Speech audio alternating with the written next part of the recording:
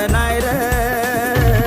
संविधानाला वाचून पाय र भीम अजून जिवंत हाय र संविधानाला वाचून पाय र भीम अजून जिवंत हाय र